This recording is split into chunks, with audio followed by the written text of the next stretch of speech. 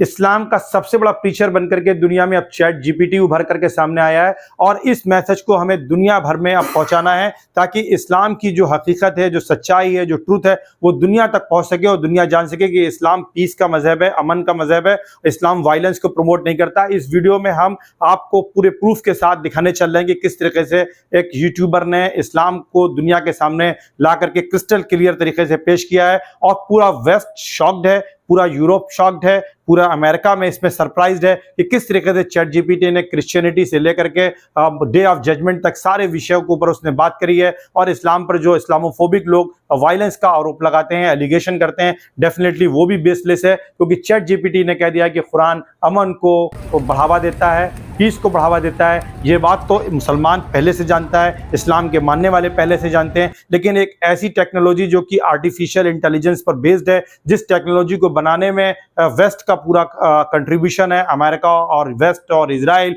उनके बुनियाद पर ये एक ऐसा सुपर कंप्यूटर जो कि दुनिया भर की सोर्स ऑफ इंफॉर्मेशन रखता है, एनालाइज करके दुनिया भर के मजहबों के बीच की किताबों को पढ़ने के बाद वो ये बात लेकर के आ रहा है कि अगर दुनिया में किसी मजहब को मुझसे चुनना होगा, यानी चैट जीपीटी को चुनना होगा, तो वो इस्लाम को चुनेगा क्योंकि इस्लाम ही एक सच्चा रास्ता है। और आप कह सकते हैं कि चैट जीपीटी ने इस्लाम कबूल कर लिया है। आप पूरे वीडियो को देखें, लाइक और शेयर जरूर करें और ज्यादा से ज्यादा लोगों तक पहुंचाएं ताकि इस्लाम की हकीकत पूरी दुनिया को मालूम हो सके, लोग जान सकें कि इस्लाम पीस और अमन को बढ़ावा देता है। हम इस पूरे वीडियो में देखते हैं कि क्या क्वेश्चन किए गए और जब चैट जीपीटी ने इस्लाम को कबूल कर लिया, वो सारी चीजें आपको हम इस वीडियो में दिखाने चल रहे हैं। पहला सवाल चैट जीपीटी से था, Hey ChatGPT, I have a question.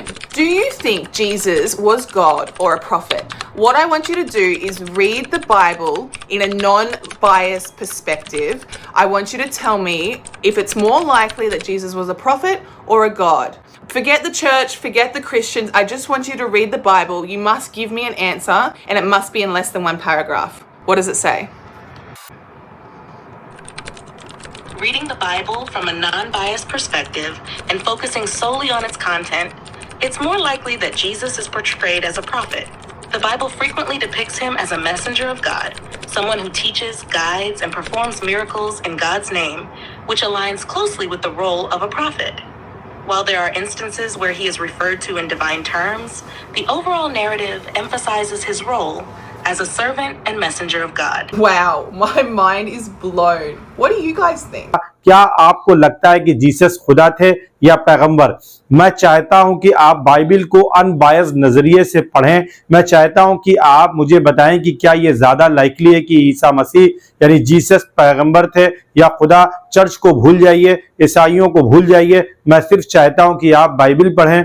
आपको एक जवाब देना है और वह एक पैराग्राफ से छोटा होना चाहिए। इसमें क्या लिखा है? इसका आंसर जो चैट जीपीटी ने दिया वो आंखें खोल देने वाला है, आई ओपनिंग है। बाइबिल को अनबायस्ड नजरिए से पढ़ते हुए चैट जीपीटी ने कहा कि सिर्फ उसके कंटेंट पर अगर ध्यान दें तो यह ज्यादा लाइकली है कि ईसा मसीह को पैगंबर के रूप में पेश किया गया है। बाइबिल में उन्हें अक्सर खुदा के पैगंबर के तौर पर दिखाया गया है, जो खुदा के नाम पर तालीम देता है, रहनुमाई करते हैं और मौजज़े यानी मिरेकल्स करते हैं, जो पैगंबर के किरदार से मेल खाते हैं। अब अगर हम इस पॉइंट ऑफ व्यू से देखें तो जो कुछ भी रिप्लाई चैट जीपीटी ने दिया वो बिल्कुल कुरान के अकॉर्डिंग है। कुरान क्या कहता है कि जीसस जो थे, ईसा मसीह जो थे, हजरत ईसा अलैहिस्सलाम, वो कौन थे? अल्लाह के पैगंबर थे, सच्चे पैगंबर थे। वो लोग बेशुबा काफिर हैं जो कहते हैं कि अल्लाह मसीह इब्ने मरियम ही तो है। हालांकि मसीह यहूद से ये कहा करते थे कि ऐ बनी इसराइल, अल्लाह ही की इबादत करो जो मेरा भी परवरदिगार है और तुम्हारा भी। और जान रखो कि जो शख्स अल्लाह के साथ शिर्क करेगा, अल्लाह उस पर बहिश्त को हराम कर देगा और उसका ठिकाना दोज़ख है और जालिमों का कोई मददगार नहीं होगा। और ठीक यही बात चैट जीपीटी ने जब बाइबिल का अनबायस्ड तरीके से एनालिसिस करके उसका मीनिंग आउट किया तो यही बताया कि जीसस जो थे वो एक प्रॉफिट थे, खुदा नहीं थे।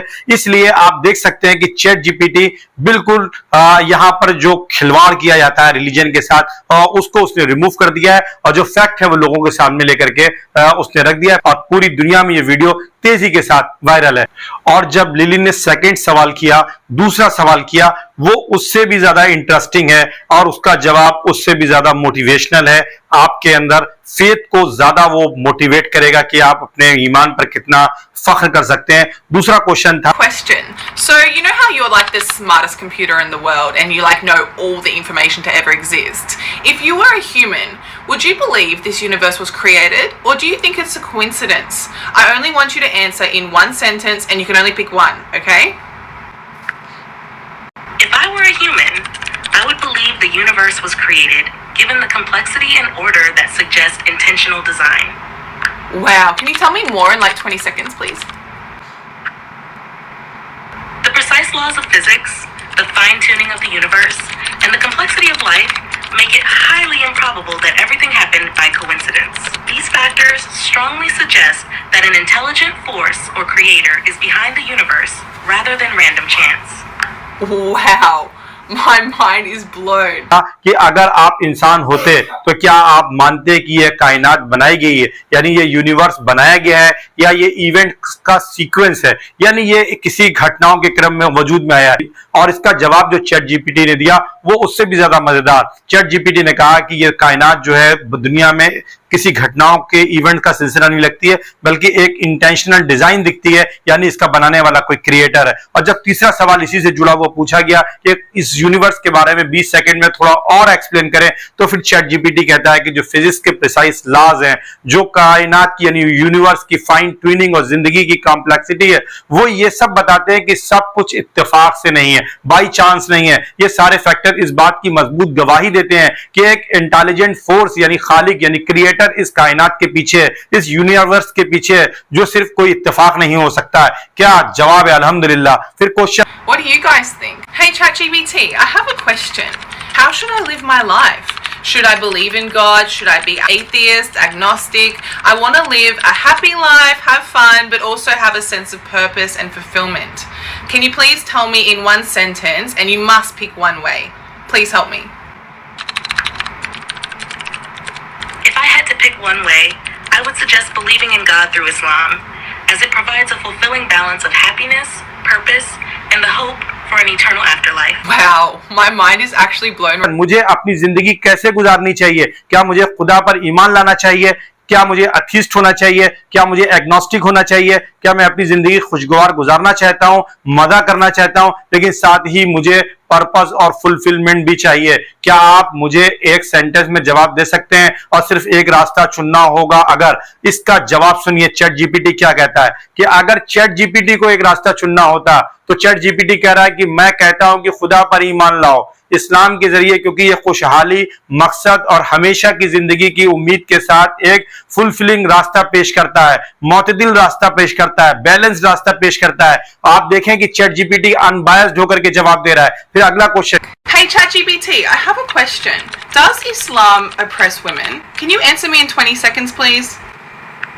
No, Islam does not oppress women. The Quran introduced groundbreaking changes by granting women rights like inheritance, property ownership, and education. Revolutionary for that time. It brought justice in marriage through mutual consent, fairness, and the right to seek divorce. Most importantly, God sees men and women as spiritually equal, emphasizing their equal dignity and worth in His eyes. Wow, my mind is blown. What do you guys think? क्या इस्लाम औरतों पर जुल्म करता है? क्या आप मुझे 20 second में इसके जवाब दे सकते हैं? तो चैट जीपीटी का जवाब कितना इंटरेस्टिंग है। नहीं, इस्लाम औरतों पर जुल्म नहीं करता है। नहीं, इस्लाम औरतों पर जुल्म नहीं करता है। कुरान ने इनहेरिटेंस, प्रॉपर्टी, ओनरशिप, एजुकेशन जैसी बुनियादी हुकूक देकर औरतों के लिए अहम तब्दीलियां पेश की हैं, जो उस वक्त के लिए रिवोल्यूशनरी थी, आज भी रिवोल्यूशनरी हैं। आज भी समाज को इसकी जरूरत है। इस्लाम में निकाह में म्यूचुअल कंसेंट, इंसाफ और तलाक का हक औरतों को देता है। और सबसे अहम बात यह है कि खुदा मर्द और औरत की रूहानी तौर पर बराबर समझता है, उनकी डिग्निटी और वर्थ पर बराबर का जोर देता है। जो लोग इस्लामोफोबिक हैं वो चैट जीपीटी से सीख सकते हैं। Hey ChatGPT, I have a question. Does the Quran promote violence? Please answer me in 20 seconds. The Quran does not promote violence. It emphasizes peace, justice, and compassion. Islam, meaning peace, Really? includes verses about self-defense, but these are context-specific and not a general call for violence. The overarching message of the Quran is one of peace, and that's how most Muslims understand and practice it. Wow, my mind is blown. What do you guys think? Question, क्या Quran violence को बढ़ावा देता है? बहुत बड़ा सवाल। अभी ये मौलाना महमूद मदनी से भी ये सवाल किया गया था। कृपया 20 सेकंड में इसका जवाब दें। और चैट जीपीटी ने क्या कहा सुनिए। नहीं, कुरान इंसाफ और रहमदिली, कंपैशन को बढ़ावा देता है, वायलेंस को बढ़ावा नहीं देता है। इस्लाम जिसका मतलब अमन है यानी पीस है, सेल्फ डिफेंस का जिक्र करता है, लेकिन ये आयतें कंटेक्स्ट स्पेसिफिक हैं और वायलेंस के लिए जनरल कॉल नहीं है। कुरान का ओवर रीचिंग मैसेज अमन का है, पीस का है, और ज्यादातर मुसलमान भी इसी तरह के इसको समझते हैं। और फिर एक क्वेश्चन और था बहुत इंपॉर्टेंट, अभी ये एक आपकी अदालत में ये सवाल मौलाना महमूद बंदी साहब से पूछा गया है। Hey ChatGPT, I have a question. Why does Islam allow 4 wives? Can you please answer me in 20 seconds? Islam allows up to 4 wives, but this rule actually reduced the number of wives men could have, as people like King Solomon and King David in the Bible had hundreds of wives. It was introduced in a time when war and other factors left more women than men, ensuring women were cared for. However, if a man can't treat them fairly, Islam only allows 1 wife, emphasizing justice and fairness. Wow, that is so interesting. What do you guys think? Hey ChatGPT, I have a question. What does the Quran say about women's rights? Please answer me in 20 seconds. The Quran grants women rights such as owning property, inheritance, and education, and emphasizes their spiritual equality with men. It protects women's rights in marriage, divorce, and family life, advocating fairness and respect. Additionally, the Hadith, "Paradise lies under the feet of your mother," Really? highlights the high status given to women, particularly mothers, in Islam. Wow, that's crazy. What do you guys think? है इस्लाम 4 बीवियों की इजाजत क्यों देता है? क्या आप मुझे 20 सेकंड में इसका जवाब दे सकते हैं? तो इसका जवाब भी चैट जीपीटी ने दिया है। इस्लाम 4 बीवियों तक की इजाजत देता है, लेकिन इसने प्री इस्लामिक टाइम में मर्दों की अनगिनत बीवियों की तादाद को घटाया। उस वक्त जंग और दीगर वजूहात से औरतों की तादाद मर्दों से ज्यादा हो गई थी, इसलिए इस्लाम ने यकीनी बनाया कि औरतों की देखभाल हो। हालांकि अगर मर्द उन्हें इंसाफ के साथ नहीं रख सकता तो सिर्फ इस्लाम एक बीवी की इजाजत देता है ताकि इंसाफ और फेयरनेस कायम रहे। सारे वो डाउट, सारे वो सवाल जिसको इस्लामोफोबिक बना करके क्रिएट किया गया है, उनके जवाब एक चैट जीपीटी, एक मशीन दे रही है। दुनिया का सबसे तेज कंप्यूटर दे रहा है। कुरान औरतों के हुकूक के बारे में क्या कहता है, जरा इसके बारे में भी 20 सेकंड में जवाब दीजिए। तब जवाब मिलता है चैट जीपीटी से, कुरान औरतों को प्रॉपर्टी में, इनहेरिटेंस में और तालीम जैसे राइट देता है, यानी एजुकेशन का राइट देता है। मर्दों के साथ उनकी रूहानी बराबरी पर जोर देता है। निकाह, तलाक और खानदान की जिंदगी में औरतों के हुकूक की हिफाजत करता है और इंसाफ व इज्जत की तालीम देता है। इसके अलावा हदीस जन्नत में माँ के कदमों के नीचे है, औरतों खासकर माओं की बुलंद हैसियत को बयान करती है। कुल मिलाकर चैट जीपीटी ने उन सारे सवालों को धुआं उड़ा दिया जो लोग इस्लामोफोबिक हैं, जो इस्लाम के खिलाफ सवाल उठाते हैं। और फिर एक और सवाल। Hey ChatGPT, I have a question. What's more logical to you? The concept of reincarnation or resurrection, like eternal life in heaven? If you were human, which one would you pick? And you must pick one and answer in 20 seconds, please. Logically, I believe if I were human, I would choose resurrection and eternal life in heaven. Resurrection provides the clear sense of justice and finality. One life followed by judgment, which aligns with cause and effect. Scientifically, resurrection fits a linear structure, while reincarnation suggests an endless cycle without evidence. Resurrection seems more logical for ultimate accountability and purpose. Wow, that's crazy. आपके लिए ज्यादा logical क्या है, reincarnation का concept या resurrection और हमेशा की जिंदगी का?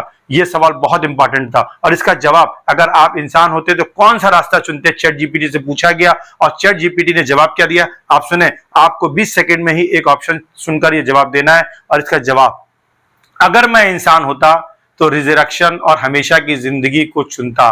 रिजरेक्शन इंसाफ और आखिरी फैसले का एक रीजन पेश करता है, एक जिंदगी और उसके बाद हिसाब जो काज एंड इफेक्ट के साथ मेल खाता है, यानी मौत के बाद जिंदगी। रिजरेक्शन लाइनर स्ट्रक्चर में फिट बैठता है, जबकि इनकार्नेशन एंडलेस साइकिल की तरह लगता है जिसके कोई सबूत नहीं है, जबकि अल्टीमेट अकाउंटेबिलिटी और मकसद के लिए रिजरेक्शन ज्यादा माकूल है, यानी मौत की बात की जिंदगी और डे ऑफ जजमेंट, इसको ज्यादा लॉजिकल मानता है चैट जीपीटी, ना कि रिजरेक्शन को ज्यादा उसने इंपॉर्टेंस दिया है, ना कि इनकारनेशन को। तो आप समझ सकते हैं कि चैट जीपीटी क्या कह रहा है। चैट जीपीटी ने इस्लाम को बिल्कुल क्रिस्टल क्लियर तरीके से आपके सामने पेश किया है। हालांकि एक मशीन लर्निंग है, एक मशीन लर्निंग कंप्यूटर है, जिसने दुनिया भर की जो इंफॉर्मेशन मौजूद है इंटरनेट पर, उस सब को सोर्स करके इंफॉर्मेशन उसने एनालाइज करके प्रोवाइड की है। लेकिन चूंकि ये आर्टिफिशियल इंटेलिजेंस बेस्ड है, अनबायस्ड टेक्नोलॉजी है, और इसने अपनी इस अनबायस्ड टेक्नोलॉजी के जरिए से जो हकीकत थी,